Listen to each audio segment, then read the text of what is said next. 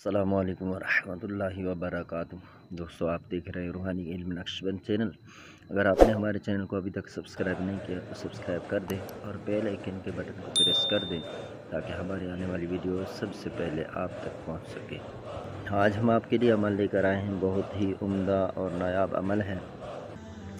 بعض لوگوں کو یہ شکایت ہوتی ہے جن کے گھروں میں بھینس، گائے وغیرہ جو بڑی جانور ہیں، تو اب ان کے پاس ایک تو یہ ہے کہ باڑے والے جو ہوتے ہیں، اب ان کے پاس جو اڈے ہیں ان کے باقاعدہ دودھ کے اعتبار سے وہ صرف ان کا مقصود یہ ہے کہ جانوروں سے دودھ لینا، تو پھر وہ دودھ لے کر فروخت کرتے ہیں۔ یہ کمپنیاں وغیرہ بھی یہ بھی رکھتے ہیں، تو پھر بسا اوقات یہ ہوتا ہے، ایک تو جانور نظر بد کی وجہ سے پھر دودھ میں کمی آ جاتا ہے، دوسرا یہ کہ نظر بد تو نہیں ہے لیکن جانور بیمار ہو جاتا ہے بسا اوقات۔ اب جانور بیمار ہو گیا، اب بیماری سے تھوڑا شفا ملا تو اب تندرستی کی حالت میں بعد جو ہے وہ اس جانور کے اندر دودھ نہ ہونے کے برابر ہی رہ جاتا ہے۔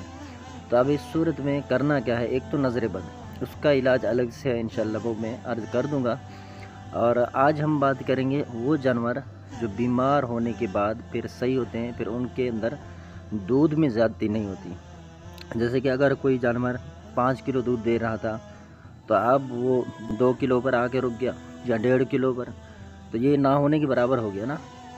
کوئی اچھا خاصا جانور آپ اتنا محنت بھی کریں، اسی طرح گھروں میں جو پالتے ہیں تو گائے ہوں یا بھینس وغیرہ، تو ان کے لیے یہ میرا آزمودہ اور بارہا تجربے کار عمل ہے۔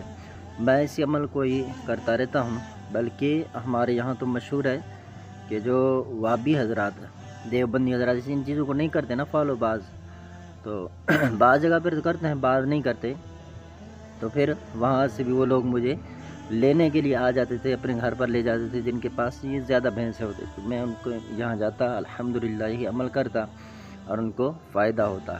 تو اسی طرح یہ عمل سوچا آج آپ کے سامنے بھی رکھ دوں۔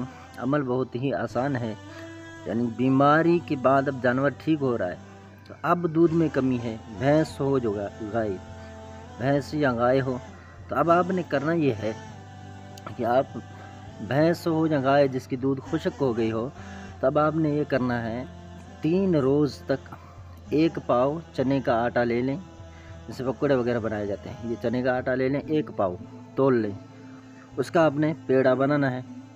پیڑا بنانے کے بعد آپ نے 11 مرتبہ سورہ فاتحہ الحمد شریف پڑھنا ہے اور 11 مرتبہ یہ آیت کریمہ پڑھنا ہے جو آپ کو اسکرین پر نظر آ رہی ہے۔ پڑھ کر آٹے پر دم کر کے وہ جانور کو کھلا دیں۔